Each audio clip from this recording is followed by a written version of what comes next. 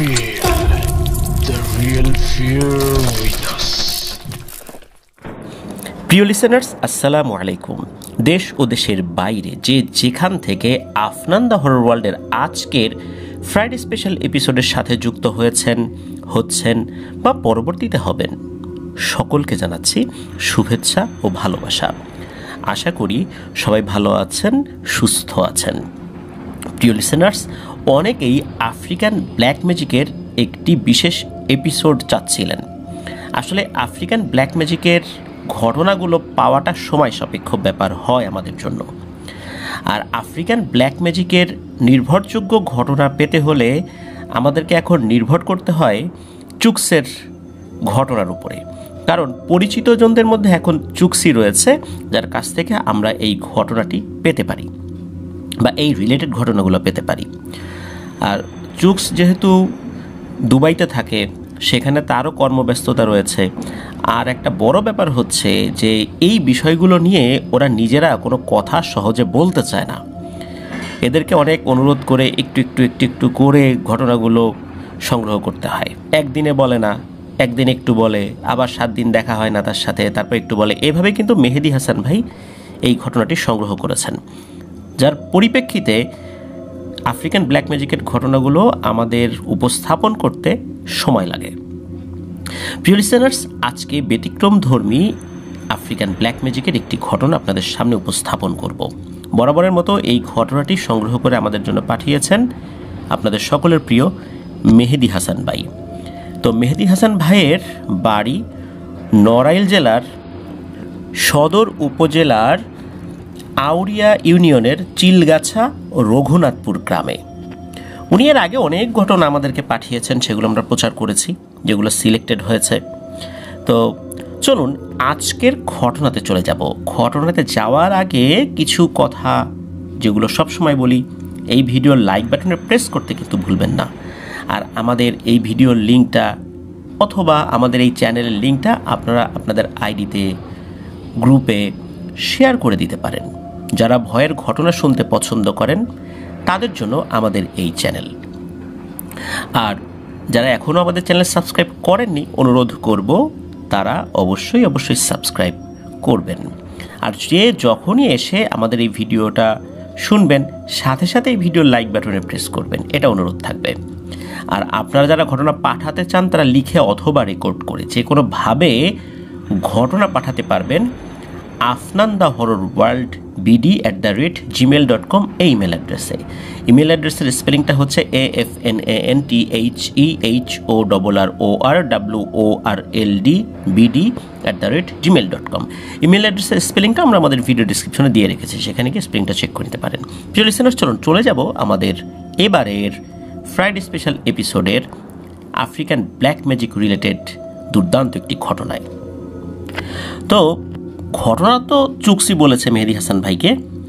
তো মূল ঘটনাতে ঢোকার আগে ছোট দুটি ঘটনা যেটি চুক্স বলেছে, এবং এই ঘটনাটিও আমাদের লিসেনারদেরকে জানাতে বলেছে, যার ফলশ্রুতিতে আমরা সেটা শুরুতে বলে মূল ঘটনাতে ঢুকে যাব ইনশাল্লাহ।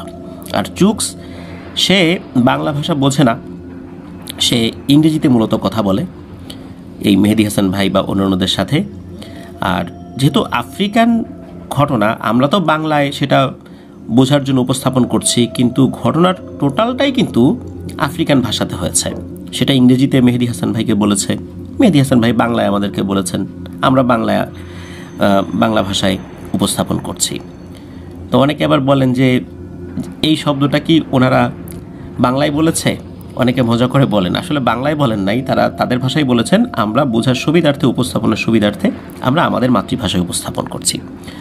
তো চুক্সের সাথে ঘটে যাওয়া ছোট্ট দুটি ঘটনা দিয়ে শুরু করছি। সাল 2020, তখন চুক্সের বয়স 24 কি 25 বছর।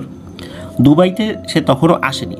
তো তার যে দাদু, বাংলার দাদু, তো উনি বিকেলে চুক্সকে সাথে করে নিয়ে বাজারে গিয়েছিলেন। তো বাজার থেকে বেশ অনেক কিছু জিনিসই কিনেছিলেন আর কি। আর এগুলো দুটি বড় বড় বস্তায় ভরে নিয়েছেন, চাল, ডাল, তরকারি। ওখানে কিন্তু একসাথে অনেক বাজার করতে হয়, কারণ আফ্রিকাতে, বিশেষ করে এই যে গাম্বিয়ার কথা বলছি, গাম্বিয়াতে বাড়ি চুক্সের, তো সেখানে কিন্তু রাস্তাঘাটের অবস্থা এত ভালো না। চুকসের গ্রামটাও কিন্তু একদম সাইডে, তাদের বাড়িতে যাওয়ার জন্য কিন্তু একদম যে যানবাহনে করে যাবে বিষয়টা এরকম না, প্রায় 2 কিলোমিটার পথ পায়ে হেঁটে যেতে হবে।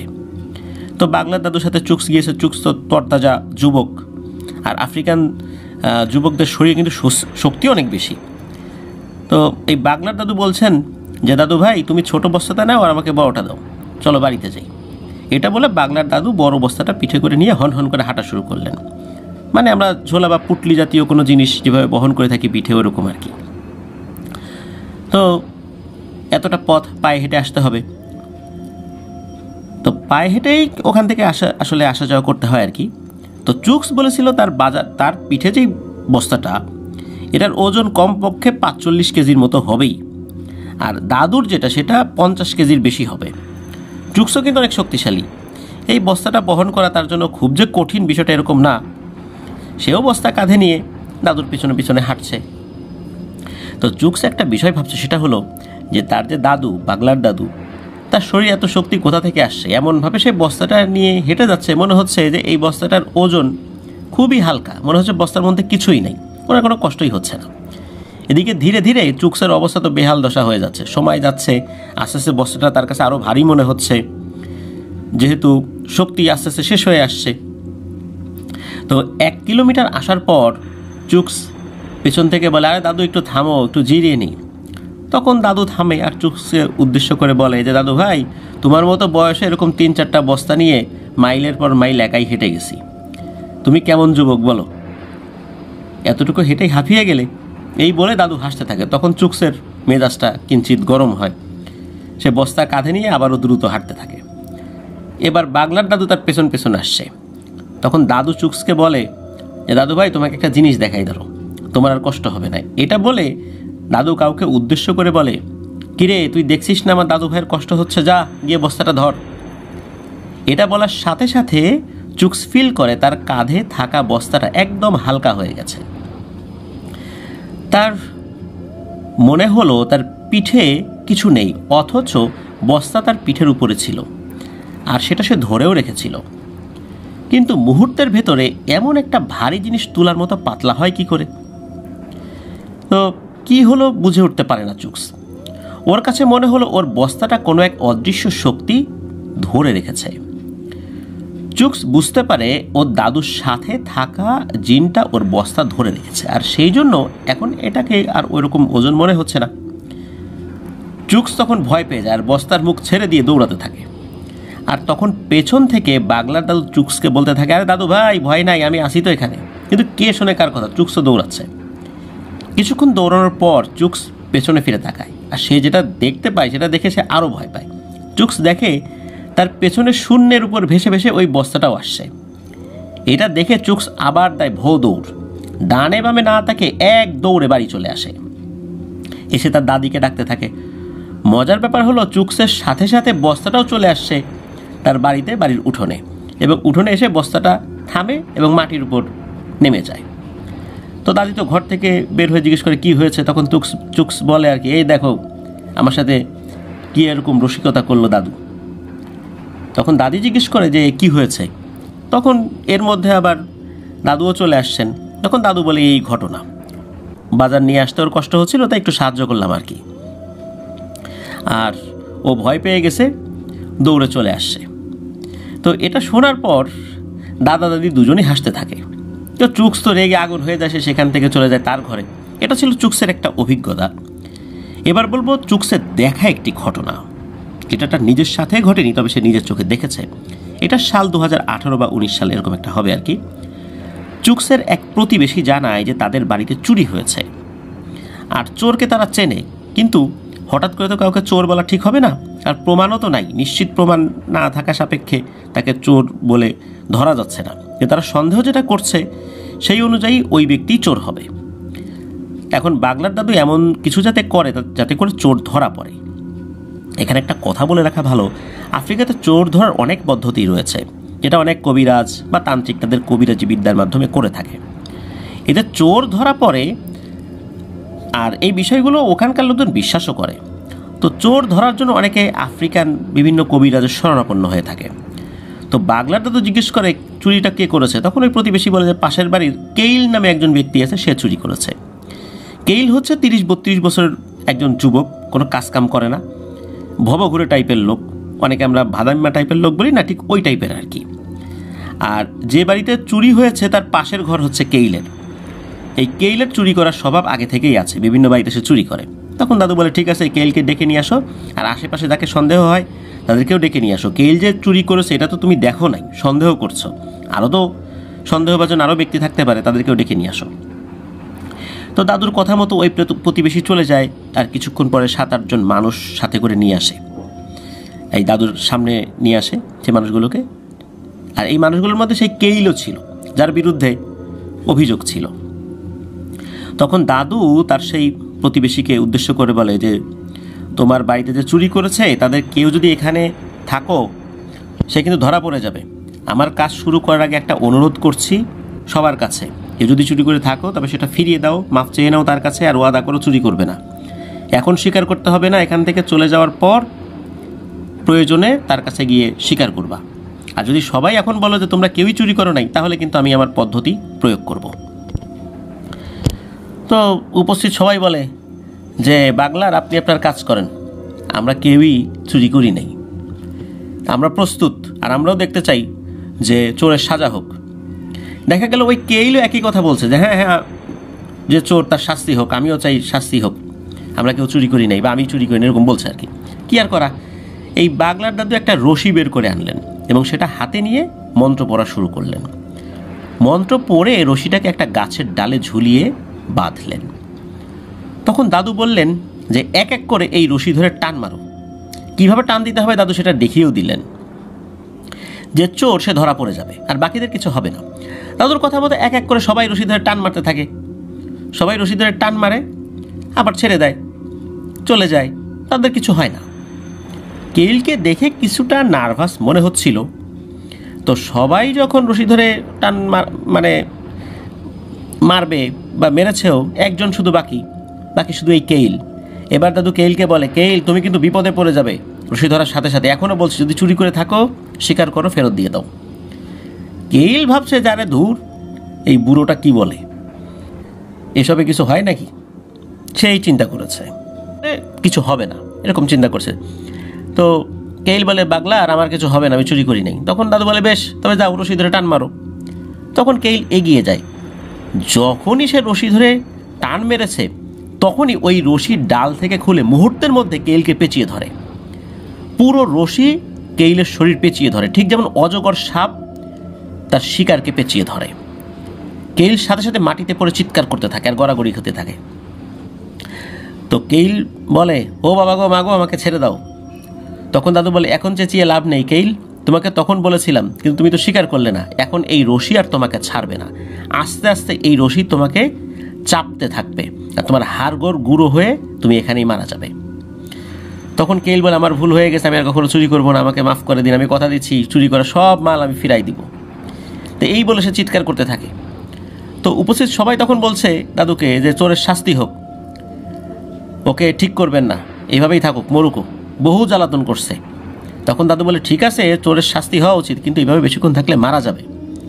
তো এইভাবে তো একটা মানুষকে মেরে ফেলা যায় না, পুলিশ আছে, তার হাতে দিতে হবে, এভাবে তো মেরে ফেলা যাবে না। যেহেতু বুঝে গেছো যে সে চোর আর সেও মাল ফেরত দিতে চাইছে, সুতরাং আর তো ওকে শাস্তি দেওয়াটা ঠিক হবে না।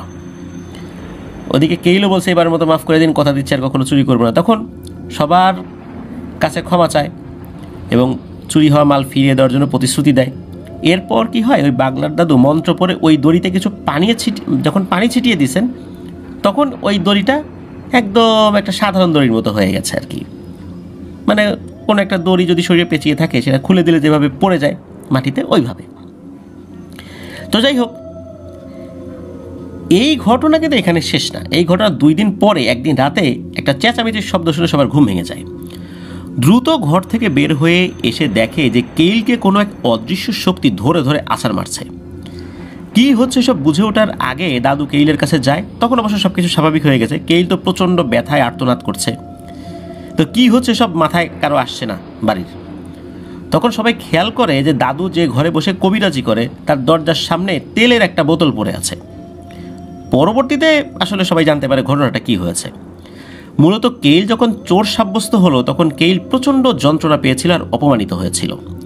আফ্রিকাতে যারা এসব কবিরাজি করে থাকে তাদের একটা নির্দিষ্ট ঘর থাকে, আর তারা সেখানে বিভিন্ন ধরনের এই তন্ত্রমন্ত্রের বিভিন্ন উপকরণ রাখে, বিভিন্ন ধরনের কাজ করে ওখানে বসে।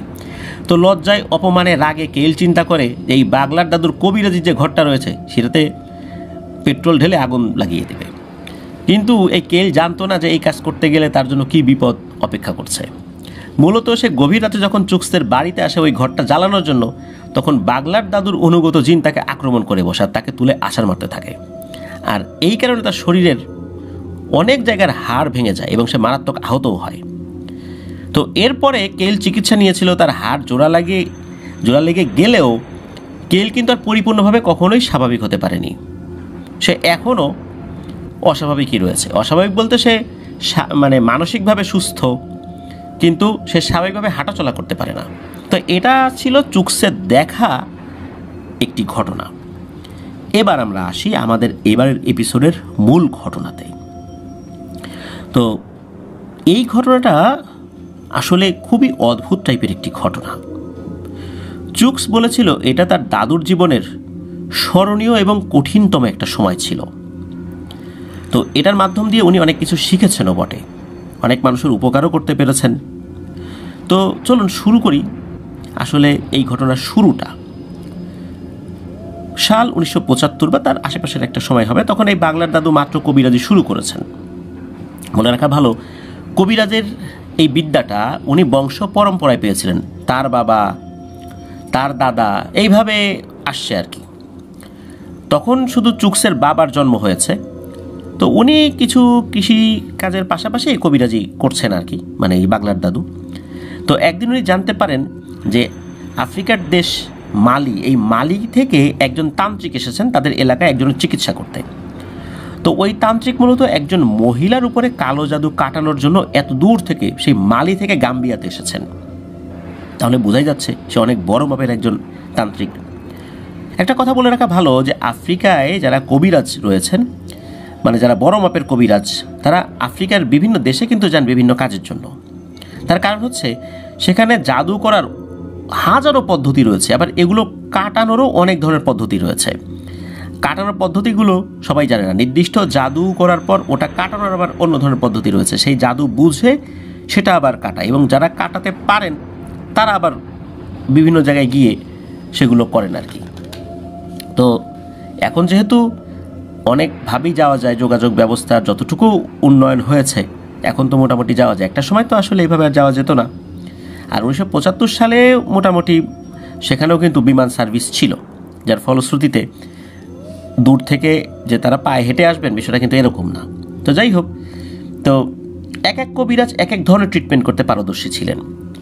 দেখা যাচ্ছে যে কেউ শুধু মাথা ব্যথার ট্রিটমেন্ট করতে পারতেন, কেউ হাড় ভাঙার ট্রিটমেন্ট করতে পারতেন, কেউ জ্বর সারানোর ট্রিটমেন্ট করতে পারতেন, কেউ বসন্ত রোগের ট্রিটমেন্ট করতে পারতেন। মানে এক এক কবিরাজ এক এক ধরনের বিদ্যায় পারদর্শী ছিলেন। তো যাই হোক, বাগলার দাদু খবর পেয়ে ওই মালির তান্ত্রিক গুরুর সাথে দেখা করতে যান। গিয়ে দেখেন যে ওই তান্ত্রিক গুরু একটা বাড়িতে এক মহিলার চিকিৎসা করছে।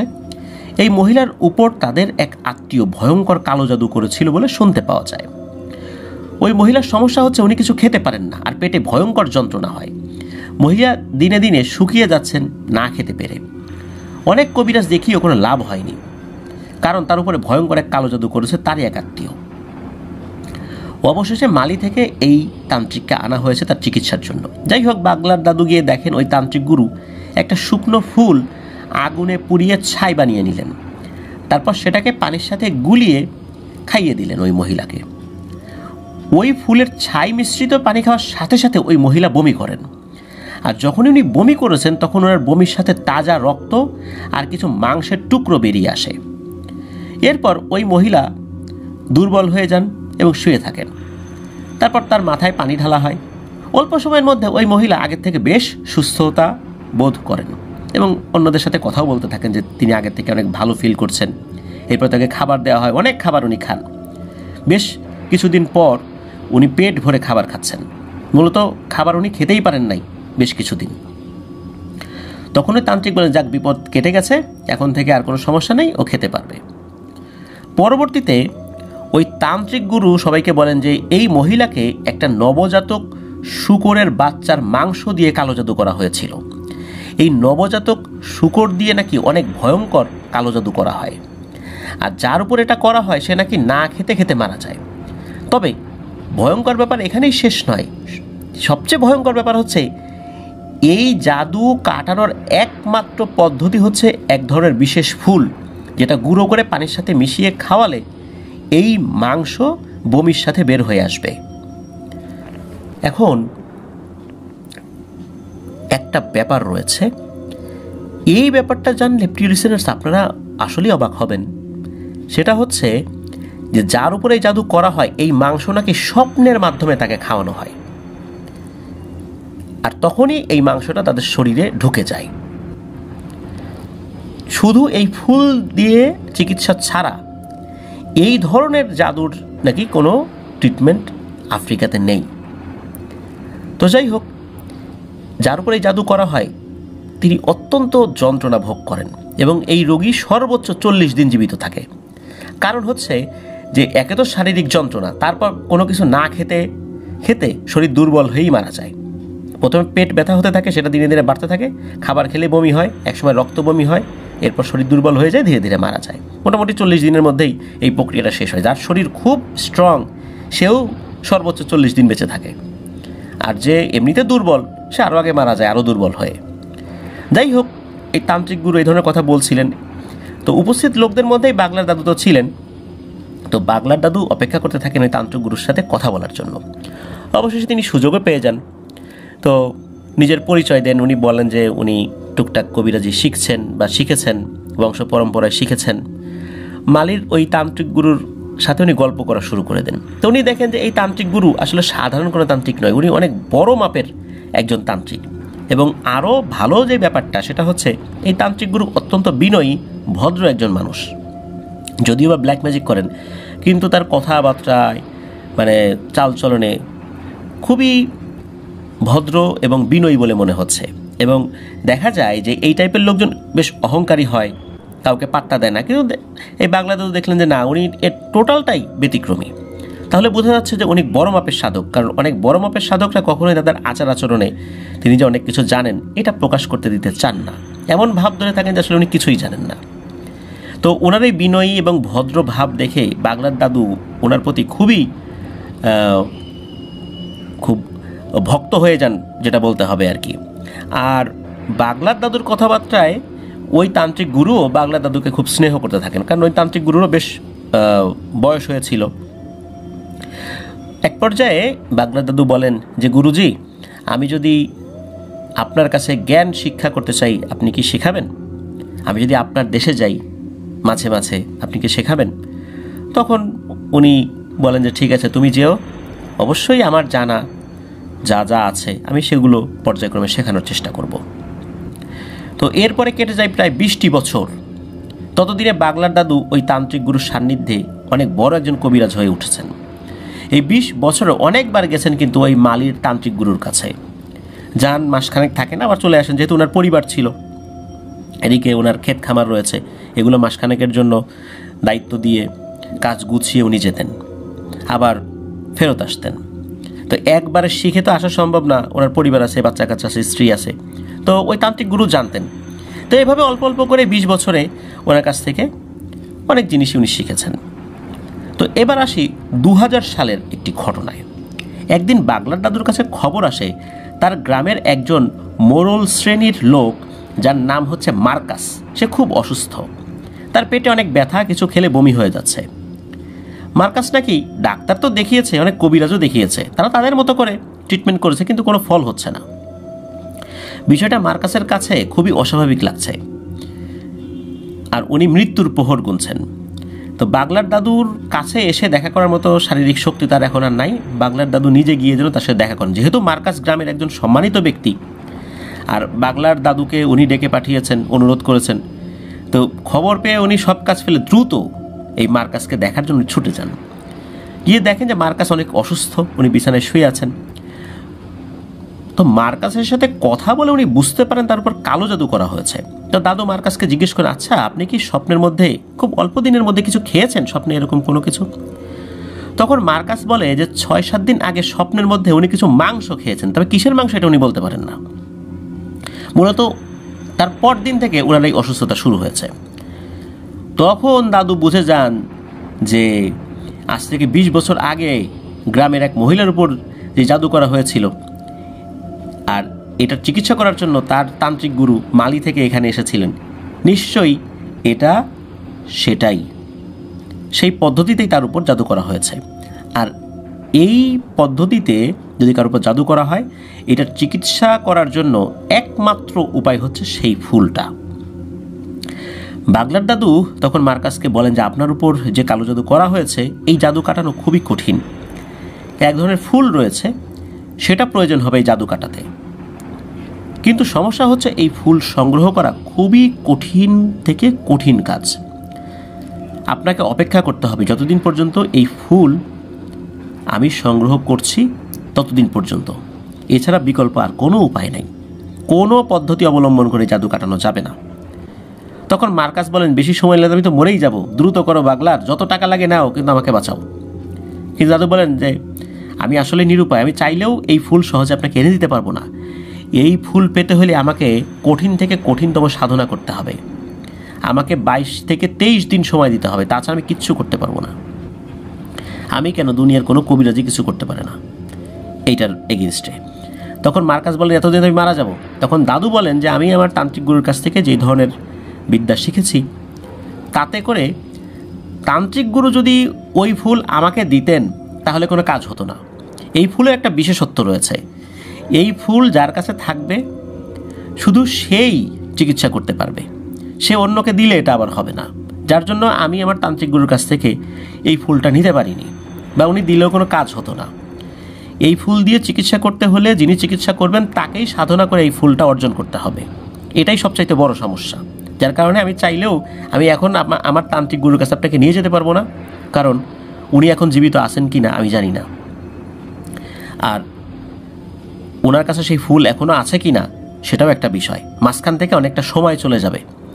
এই জন্যই আমি এই সাধনাটা করতে চাই, কারণ অনেক দিন থেকে ইচ্ছা ছিল এই সাধনাটা আমি করব। যেহেতু আপনার এই সমস্যা, আমার নিজের ইচ্ছা থেকেই আমি এই কাজটি করতে চাই। আর আপনি মারা যাবেন না, আমার তান্ত্রিক গুরু বলেছিলেন যে যদি কখনো এই ধরনের সময় লাগে তাহলে বিশেষ এক ধরনের তরল খাবার, যেটা ভিটামিন রয়েছে, মিনারেলস রয়েছে, সেই কিছু খাবার খেতে হবে, তাহলে আপনি দুর্বল হয়ে মারা যাবেন না।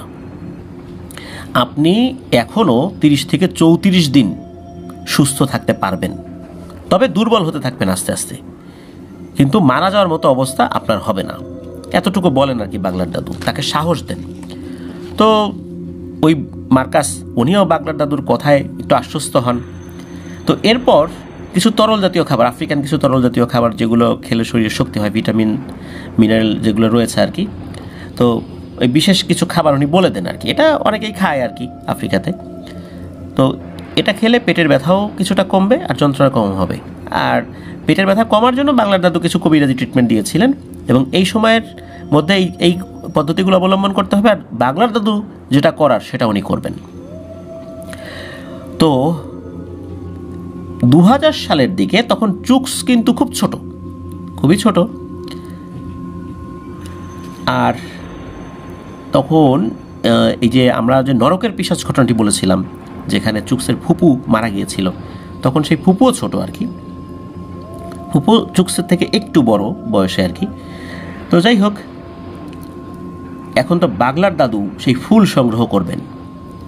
মালির ওই তান্ত্রিক গুরু বাগলার দাদুকে বলেছিলেন এই ফুল কোনো সাধারণ ফুল নয়, এটা যে কোনো পাহাড়ের মাথার উপরে ফোটে সেখানে গিয়ে সংগ্রহ করে আনতে হবে বিষয়টা এরকমও না। এই ফুল ফোটে শুধু একটি মাত্র ফুলের বাগানে, আর এই ফুলের বাগান হচ্ছে জিনেদের দেশে। একটা শক্তিশালী জিনের রাজার বাড়িতে রয়েছে এই ফুলের বাগান, আর এই ফুলের বাগানে প্রবেশ করা মানুষ তো দূরের কথা, কোনো জিনেরাও এটা পারবে না। এই ফুল সংগ্রহ করার একটি উপায়, সেটা হচ্ছে এই জিনের বাদশার মেয়ে রয়েছে, তার নাম হচ্ছে লুলুফিয়ন।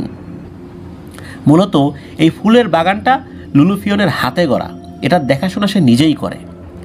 এই জিনেদের রাজকন্যা লুলুফিয়ন যদি কাউকে নিজে থেকে এই ফুল এনে দেয় তবেই শুধু এটা পাওয়া সম্ভব। যদি কেউ কখনো চুরি করেও তাহলেও কোনো কাজ হবে না এই ফুল দিয়ে। শুধু লুলুফিয়ন নিজে থেকেই যদি এটা দেয় তাহলেই কাজ হবে। এই জন্য লুলুফিয়নকে ডেকে আনতে হয়, তাকে বুঝাতে হয়। আর সে যদি বোঝে, তাকে মানানো যায়, সে যদি দেয় তাহলে ভালো, আর তা না হলে কিন্তু বিপদ। আর ভয়ঙ্কর এক সাধনা করে তাকে ডাকতে হয়। মালির তান্ত্রিক গুরু বাগলার দাদুকে কিন্তু এই পদ্ধতিটা শিখিয়ে দিয়েছিলেন যে তোমার যদি কখনো এরকম প্রয়োজন হয় যে এই পদ্ধতি আমি সংগ্রহ করেছি, তুমি এই পদ্ধতিতে এই লুলুফিয়নকে ডাকতে পারো। পুরো প্রক্রিয়াটা বলেছিলেন যে কিভাবে এই জিনেদের রাজকন্যা লুলুফিয়নকে ডাকা যাবে। তো বলে রাখা ভালো, এই লুলুফিয়ন অবশ্য আফ্রিকান একটা শব্দ, যার খুব সম্ভব অর্থ যে ফুলের রাজকন্যা বা ওরকম কিছু। এই রাজকন্যার নাম যে লুলুফিয়ন এটা নিশ্চিতভাবে বলা যায় না, তবে জিনেদের দেশে তাকে নাকি লুলুফিয়ন বলে ডাকা হয়। তার আসল নাম কি এটা অবশ্য বাগলার দাদু বলতে পারেন নাই। তো যাই হোক, এই লুলুফিয়নকে ডাকার জন্য একটা ভয়ঙ্কর সাধনা করতে হবে। আর এই সাধনা করার জন্য কিন্তু খুব সাহসী হওয়া প্রয়োজন। বাগলার দাদু তো এমনিতেই সাহসী ছিলেন, এটা নিয়ে কোনো সন্দেহ নেই। তো সাধনা চলাকালীন অনেক বাধা বিপত্তি আসবে, সেগুলো দেখে ভয় পেলে বা ঘাবড়ে গেলে কিন্তু মৃত্যু নিশ্চিত। কি কি বাধা আসতে পারে এটা কিন্তু বাগলার দাদু চিন্তা করে রেখেছিলেন। তারপরেও সব কিছু তো চিন্তা মাফিক হয় না, তাই না? চিন্তার বাইরেও তো অনেক কিছু ঘটে যায়। তো যাই হোক, মালির তান্ত্রিক যেই গুরু ছিলেন, সেই তান্ত্রিক গুরুর যেই পদ্ধতি, সেই পদ্ধতি ধারাবাহিকভাবে তো সেটা মেনটেন করতে হবে। প্রথম যে পদ্ধতি, সেই অনুযায়ী বাগলার দাদু মার্কাসের বাড়ি থেকে সোজা বাজারে চলে যান দাদুর কিছু শিষ্যকে সাথে নিয়ে। সেখান থেকে 20টা বড় বড় মাটির কলসি বা ওই জাতীয় কিছু কিনে আনেন আর কি। তো বাড়িতে এসে দাদু কলসিগুলো পানি ভর্তি করে সেগুলোর মুখে দড়ি বেঁধে মন্ত্র পড়ে সেগুলোকে এক এক করে গাছের উঁচু ডালের সাথে ঝুলিয়ে রাখেন। এভাবে 20টা পানি ভর্তি কলস গাছের উপরে উনি ঝুলিয়ে রেখেছেন। এতটা উপরে রেখেছেন যাতে করে কারো নাগালের মধ্যে সেটা না থাকে, হাত দিয়ে যদি কেউ এটা ধরতে না পারে। সাধনার প্রথম কাজ এটা শেষ করেছেন। শেষ করে রাতের জন্য অপেক্ষা করতে থাকেন দাদু। দাদুও খুব এক্সাইটেড, কারণ উনি জীবনে প্রথমবারের মতো লুলুফিয়নকে ডাকবেন। তো রাতে খাওয়া দাওয়া শেষ করে দাদু দাদিকে বলেন যে বাড়ির সবাইকে ডাকতে। তো সবাই যখন আসে তখন দাদু বলেন যে আমার একটা কাজ রয়েছে, আজ থেকে টানা 21 দিন আমি বাড়ির বাইরে বসে সাধনা করব আর ফিরব ভোরের আলো ফোটার পরে। চিন্তার কোনো কারণ নেই, আমি এই কয়েকদিন একটা নির্জন জায়গায় বসে আমার সাধনা করব। তোমরা সবাই সাবধানে থাকবা, প্রয়োজন ছাড়া কেউ ঘর থেকে বের হবা না। আর বের হলেও ভুলেও ওই গাছের দিকে যাবা না, মানে যেই গাছের কলসিগুলো ঝুলানো রয়েছে ওই গাছের ওখানে। সবাই বলে ঠিক আছে, যাব না। তখন দাদুদের পরিবারের সংখ্যা, মানে পরিবারের সদস্যের সংখ্যা হচ্ছে 8 জন। চুক্স, তার ছোট ফুপু, তখনও চুক্সের বোনের জন্ম হয়নি, আর দাদা দাদি মানে বাগলার দাদু, তারপরে দাদি, তারপর চুক্সের মা বাবা, এসব মিলায় আসলে টোটাল 8 জন ছিল আর কি। তো যাই হোক, আমরা এবার জানবো কিভাবে সাধনা করেছিলেন দাদু। তো সবার সাথে কথা বলে দাদু তো তার সাধনা সম্পন্ন করতে বের হয়ে গেছেন। তিনি একটা নির্জন জায়গা বেছে নেন। প্রথমে সেখানে একটা গোল বৃত্ত এঁকে সেখানে বসে পড়েন। তারপর ওই মালির তান্ত্রিক গুরুর শেখানো মন্ত্র পড়তে থাকেন চোখ বন্ধ করে। বেশ কিছুক্ষণ তন্ত্রমন্ত্র পড়ার পর দাদু একটা শব্দ শুনতে পান, কেউ দাদুর নাম ধরে ডাকছে। তিনি চোখ খুলে তাকান, তবে দাদু কিছু দেখতে পান না। দাদু সেটাকে পাত্তা না দিয়ে আবার মন্ত্র পড়তে থাকেন। একটু পরে দাদু আবার সেই শব্দ শুনতে পান। দাদু আবার চোখ খুলে তাকান, এবার দাদু কিছু দেখতে পান না। তবে এবার কেউ তাকে পুরুষালী কণ্ঠে বলছে, ওরে নির্বোধ বাগলার, তুই এটা কি করছিস? তোর কি প্রাণের মায়া নেই? তুই জানিস তুই যা করছিস তার জন্য তোর মৃত্যু হতে পারে? তোর কি মরার কোনো ভয় নেই রে বাগলার? দাদু কথার কোনো উত্তর না দিয়ে উনি ওনার মতো করে তার মালির তান্ত্রিক গুরু শিখিয়ে দেয়া যে পদ্ধতি অনুযায়ী মন্ত্র পড়তে থাকেন। ওদিকে সেই অদৃশ্য সত্তা তাকে বারবার সাবধান করতে থাকে, কিন্তু দাদু এক মনে উনি ওনার কাজ করেই যাচ্ছেন ওখানে বসে। এভাবে চলতে থাকে সারা রাত। একসময় ভোরের আলো ফুটে ওঠে, তখন দাদু সেখান থেকে উঠে বাড়ির দিকে রওনা হন। বাড়িতে ঢুকে দাদু সবার আগে সেই গাছের নিচে যান এবং সেখানে গিয়ে দেখেন একটা কলস মাটি থেকে নিচে পড়ে গেছে। দাদু তখন বুঝতে পারেন যে তার সাধনা ঠিকঠাক কাজ করছে। মূলত মালির ওই তান্ত্রিক গুরু দাদুকে বলেছিলেন এই কলস ভর্তি পানি প্রতি রাত্রে একটা করে নিচে পড়ে ভেঙে গেলে, এই কলস ভেঙে গেলে বা নিচে পড়ে গেলে ধরে নেবে যে তোমার সাধনা ঠিকঠাক হচ্ছে। বাড়িতে ফেরার পর দাদি ও বাড়ির অন্যান্য সদস্য দাদুকে জানান যে মাঝরাতে একটা শব্দে তাদের ঘুম ভেঙে যায়। মনে হচ্ছিল বিশাল কোনো কিছু একটা তাদের বাড়ির দিকে হেঁটে আসছে, আর সেটা হেঁটে আসার কারণে মাটিতে ধূপধাপ শব্দ হচ্ছে, মাটি হালকা কেঁপে উঠছিল, মনে হচ্ছে হালকা ভূমিকম্প হচ্ছে। একসময় ধপাস করে একটা আওয়াজ হলো, যেটা ছিল এই কলস ভাঙার শব্দ। তারপর ওই জিনিসটা আবার ধূপধাপ শব্দ করতে করতে মনে হলো যেদিক থেকে এসেছিল ওই দিকে চলে গেল। দাদু যেহেতু নিষেধ করেছিলেন যে কাউকে বাইরে বের না হতে, এই জন্য ঘর থেকে কেউ বাইরে বের হন নাই। এভাবেই প্রথম দিনের কাজ সম্পন্ন হয়। এইভাবে টানা 7 দিন চলল। এই 7 দিনে দাদু যখন এই জায়গায় একটা নির্দিষ্ট জায়গায় সাধনা করতেন, একটা গণ্ডি এঁকে, একটা গোল একটা বৃত্ত এঁকে, তখন ওই অদৃশ্য সত্তাটা তার কাছে এসে বিভিন্ন ধরনের হুমকি ধামকি দিত। তবে দাদু চোখ খুলে কিছু দেখতে পেতেন না। দাদু এক মনে তার সাধনা করেই যেতেন। আর ভোরের আলো ফোটার পর বাড়িতে এসে দাদু দেখতেন যে ওই কলস গাছের নিচে ভেঙে পড়ে আছে, প্রতিদিন একটা করে। আর বাড়িতে এসে দাদু সবার কাছ থেকে শুনতে পেতেন ওই রাতে, মানে প্রত্যেক রাতে, প্রথম রাতে যেটা হয়েছিল, ধূপধাপ করে কেউ একজন আসে, টপাস করে শব্দ হয়, কলস ভাঙার আবার চলে যায়। তো এভাবে প্রতি রাত্রেই হয়। তো এর মাঝে কি হয়েছে, এই চুকসের বাবা কৌতূহলবশত যখন ওই যে ধূপধাপ শব্দ হচ্ছিল, উনি ঘর থেকে চুপি চুপি বের হয়েছেন বাইরে কি হয় সেটা দেখার জন্য। উনি তো আর গাছের কাছে যান নাই, মানে দূর থেকে দেখবেন আর কি। তো উনি যেটা দেখতে পান সেটা দেখে উনি মারাত্মক ভয় পেয়ে এক দৌড়ে ঘরে গিয়ে দরজা লাগিয়ে দেন। চুকসের বাবা দেখেন একটা বিশাল আকৃতির দৈত্যের মতো অবয়ব, যার উচ্চতা আনুমানিক 30 ফুট মতো হবে। সেটা শারীরিক গঠন মানুষের মতো হলে মুখটা গরিলার মতো। তো সেটা ওই গাছের নিচে এসে কুজো হয়ে একটা কলস ধরে এক টানে মাটিতে ফেলে দিল। মানে এমনভাবে টান দিল দড়িটাও ছিঁড়ে গেল, কলসটাও মাটিতে পড়ে গেল। মানে মাটিতে ফেলে দিয়ে ওই জিনিসটা ভেঙে দিয়ে সে যেদিক দিয়ে এসেছিল ওই দিকে চলে গেছে। এবং সম্পূর্ণ কাজটা করলো মাত্র কয়েক সেকেন্ডের ভেতরে। মানে ওই কলসটা ধরা, টান দেয়া, ছুঁড়ে ফেলা, এটা কয়েক সেকেন্ড লেগেছে। তারপর সে যেভাবে হেঁটে এসেছিল ওইভাবে চলে গেল। তো এসব শোনার পর সেদিন দাদু চুকসের বাবাকে অনেক বকাঝকা করেছিল, এটা চুকস জানিয়েছিল। কারণ হচ্ছে যে ওই অবয়বটা যদি চুকসের বাবাকে একবার দেখতে পেত তাহলে নিশ্চিত মেরে ফেলত। যেহেতু চুকসের বাবা গাছ থেকে বেশ দূরে ছিল, এই জন্য দেখতে পায়নি। আর সে এক দৌড়ে চলে গিয়েছে, এইটাও ওই অবয়বটা দেখতে পায়নি। দেখলে নিশ্চিত মেরে ফেলত, ঘর ভেঙে হলেও তাকে বের করে মেরে ফেলত। তো যাই হোক, সাধনার 8ম রাতের কথা। 7 রাত তো উনি কিছুই দেখেন, খালি অদৃশ্য সত্তার কথা শুনেছেন। বরাবরের মতো 8ম রাত্রে দাদু তো চোখ বুজে বসে মন্ত্র পড়ছেন। বাকি 7 দিন উনি যেখানে বসে সাধনা করেছিলেন ঠিক ওখানেই বসে। হঠাৎ দাদু অন্যান্য দিনের মতো কোনো কিছু শব্দ শুনলেন। শব্দ শুনে চোখ খুলে তাকান। তিনি আবছা আলোয় দেখতে পান বিশাল একটা গোলাপি রঙের ষাঁড় দাদুর থেকে একটু সামনে দাঁড়িয়ে আছে। আর সেটা রাগে পা দিয়ে মাটি খুঁড়ে দাদুর দিকে সেই মাটি ছুঁড়ে মারছে। খুঁড় দিয়ে মাটি খোঁড়ার সময় এক ধরনের শব্দ হচ্ছে। মূলত এই শব্দ শুনেই দাদুর ধ্যান ভঙ্গ হয় আর উনি চোখ খুলে তাকান। অবাক করা বিষয় হলো, ষাঁড়ের ছোড়া ওই মাটিগুলো দাদুর গণ্ডির ভেতরে প্রবেশ করছে না। ষাঁড়টির চোখ জলজল করছে, রাগে ষাঁড়টা ফুসফুস শব্দ করছে। এই বুঝি দাদুকে আক্রমণ করে বসে। এমন বড় ষাঁড়কে এত কাছে দেখার পর যে কোনো সাহসী কবিরাজেরও কিন্তু ভয়ে পিলে চমকে যাবে। দাদুর এর ব্যতিক্রম হয়নি। কয়েক সেকেন্ডের জন্য ভয়ে ওনার মন্ত্র পড়া থেমেও গিয়েছিল। তখন কিন্তু দাদুর মনে পড়ে যে তার মালির তান্ত্রিক গুরু বলেছিল, যা কিছু হয়ে যাক মন্ত্র পড়া কিন্তু বন্ধ করো না। বেশিক্ষণ মন্ত্র পড়া বন্ধ রাখলে তাহলে কিন্তু তুমি দুর্বল হয়ে পড়বে, আর তোমার যতই শক্তিশালী গণ্ডির মধ্যে থাকো ওই জিনিসটা তোমাকে আক্রমণ করে বসবে। তো ওই কথাটা মনে পড়ার পর আবার উনি মন্ত্র পড়া শুরু করবেন এবং করেনও। তো দাদু দেখেন যে উনি যখন মন্ত্র পড়া শুরু করেছেন তখনও ওই গোলাপি রঙের ষাঁড়টা দাঁড়িয়ে দাঁড়িয়ে মাটি খুঁড়তে থাকার ফুসফুস শব্দ করছে, মাটি তার দিকে ছুঁড়ে মারছে। এইভাবে সারাটা রাত চলে। উনি তো চোখ বন্ধ করে মন্ত্র পড়ছেন, মাঝে মাঝে চোখ খুলে দেখেন যে ওই ষাঁড়টা আছে কিনা। উনি দেখেন যে আছে। তো একসময় ভোরের আলো ফোটে আর ওই দানবীয় ষাঁড়টাও অদৃশ্য হয়ে যায়।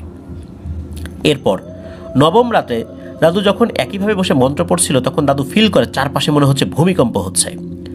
উনি যেখানে বসেছিলেন সেই জায়গার মাটি কাঁপছে।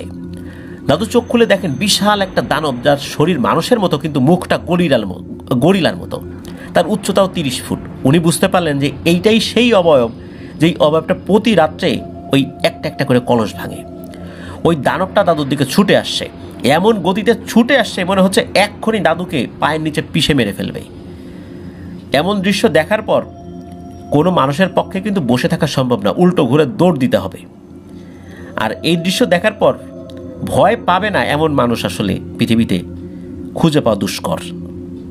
তা দাদুও তো প্রচণ্ড ভয় পেয়েছেন, চিন্তা করছেন যে এখনই বুঝি এই অবয়বটা এই বেষ্টনী ভেদ করে তার কাছে চলে আসবে। অনেক শক্তিশালী অবয়বের কিন্তু সেই ক্ষমতা আছে, তারা তাদের মতো করে মন্ত্র পড়ে যে কোনো বেষ্টনী কিন্তু ভেদ করতে পারে। আর এই অবয়বটা যদি ওই রকম হয় তাহলে তো বিপদ। তো উনি চিন্তা করলেন যে যেহেতু 7-8 দিনে এই বেষ্টনী কেউ ভেদ করতে পারেনি, তাহলে আজকেও পারবে না। দাদু অনেক কষ্ট করে নিজেকে ধরে রাখার চেষ্টা করেন আর উনি মন্ত্রও পড়ছেন। ওই দানবটা তো গর্জন করতে করতে দাদুর দিকে এগিয়ে আসে এবং এমন কাছাকাছি চলে আসে যে দাদুর শরীর থেকে ওই অবয়বটার দূরত্ব সর্বোচ্চ 1 হাত ছিল। জাস্ট খালি ওই বেষ্টনীর বাইরে ছিল ওই অবয়বটা। সে দ্রুত ছুটে এসে ওই বেষ্টনীর ওখানেই দাঁড়িয়ে যায়। তো দাদুর তো ভয়ে অবস্থা খারাপ। শুরুতেই বলছি যে যত বড় শক্তিশালী কবিরাজি হোক না কেন, এই ধরনের সিচুয়েশনে ভয় মানুষ পাবেই। দাদু ভয়ে বা যে কোনো কারণেই হোক আরও জোরে জোরে উনি মন্ত্র পড়ছিলেন। দাদুর মুখ দিয়ে একদম ফেনা উঠে যাচ্ছিল, তা উনি মন্ত্র পড়া থামাচ্ছেন না। এভাবে চলে সারা রাত। এই বিভীষিকাময় মুহূর্ত তখনই শেষ হয় যখন ভোরের আলো ফোটে। দাদুর মনে হচ্ছিল এই রাতটা শেষই হচ্ছে না। প্রতি রাত্রেও যেহেতু এই সমস্যা হচ্ছে, কিন্তু তারপরেও এই রাতটা, বিশেষ করে এই 8ম রাতটা, তারপরে 9ম রাত, এইগুলো মনে হচ্ছে শেষই হচ্ছিল না। 10ম রাত্রে দাদু দেখেন বিশাল আকৃতির অনেকগুলো সাপ চারপাশ থেকে দাদুকে ঘিরে রেখেছে আর ফোনা তুলে ফোঁস করছে। এর মধ্যে আবার কিছু কিছু সাপ ছিল অ্যানাকোন্ডা জাতীয়।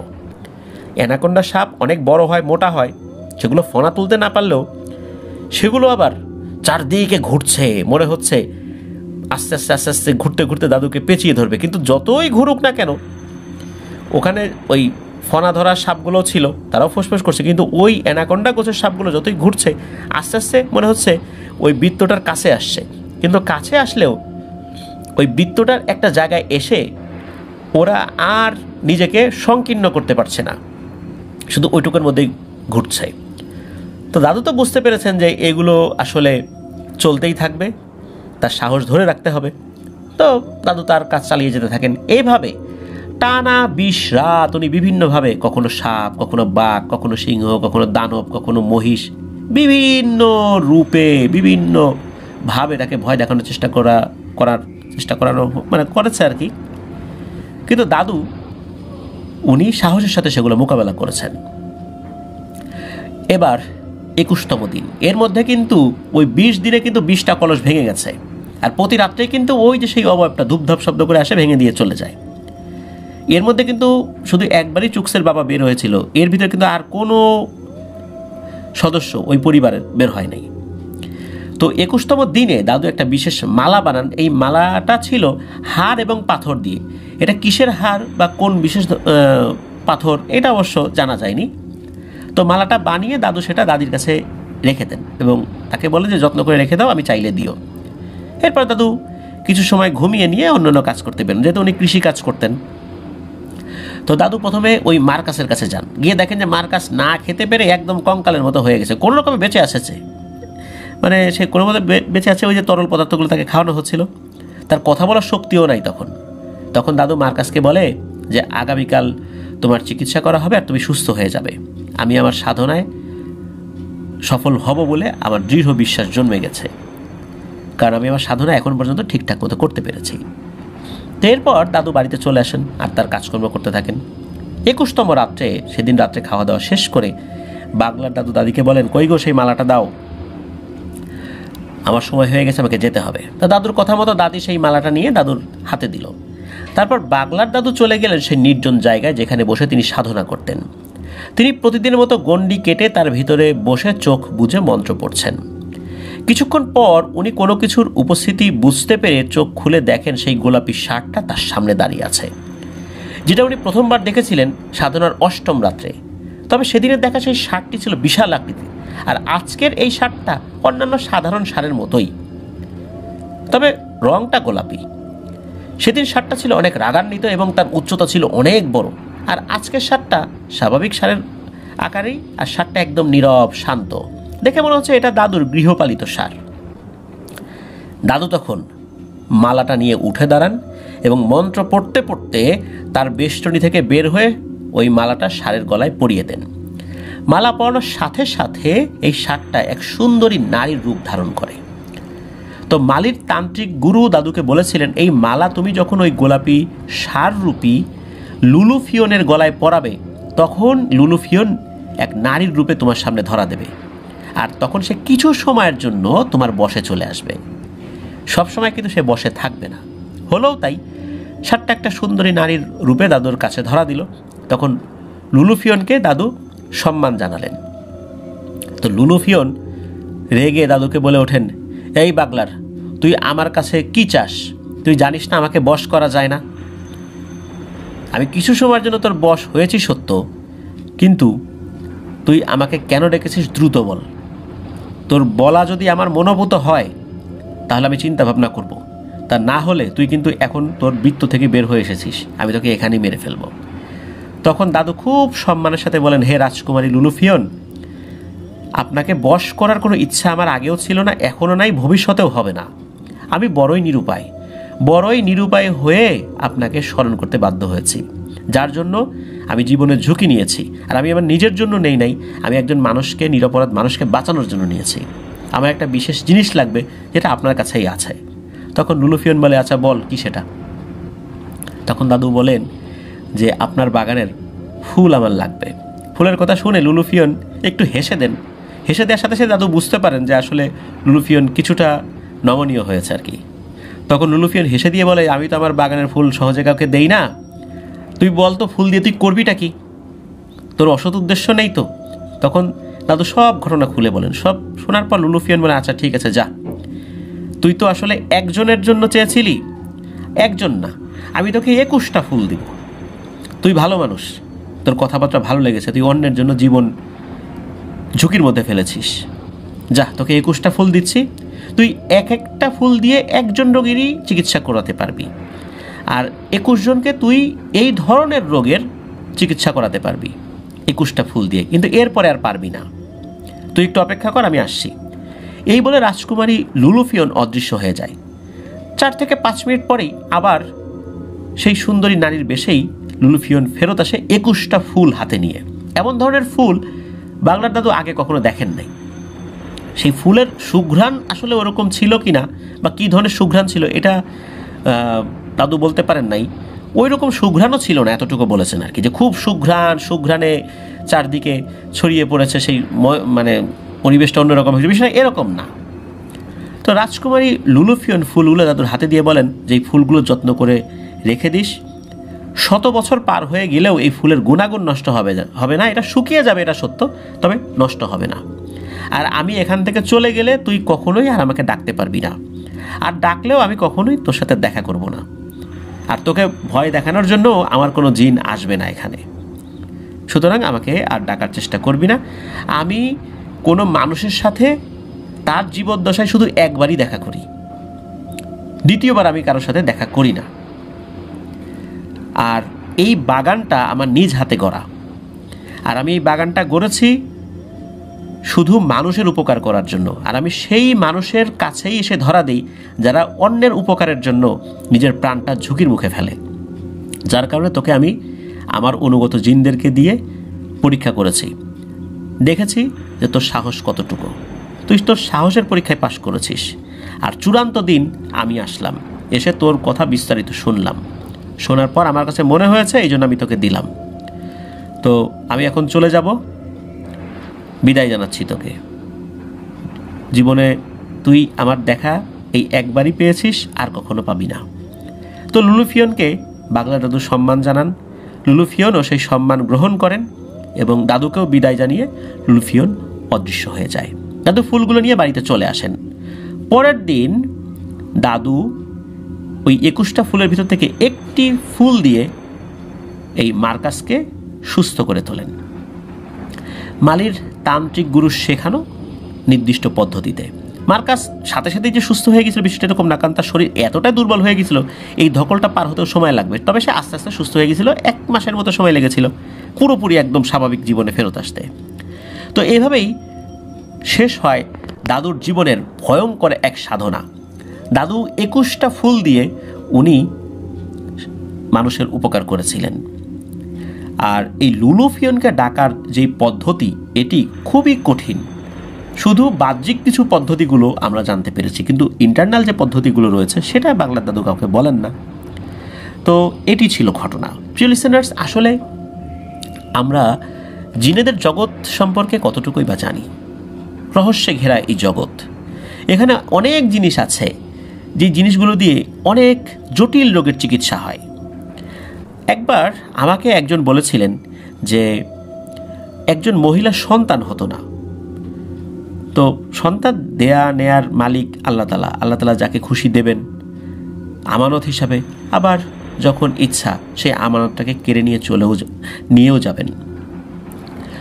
কিন্তু তারপরেও কিছু চিকিৎসা তো আল্লাহ তাআলা রেখেছেন। জিনেদের দেশে পাহাড়ের উপরে একটা ফুল হয়, বিশেষ এক ধরনের ফুল। এই ফুল বেটে খাইয়ে দিলে নাকি সন্তান হয়।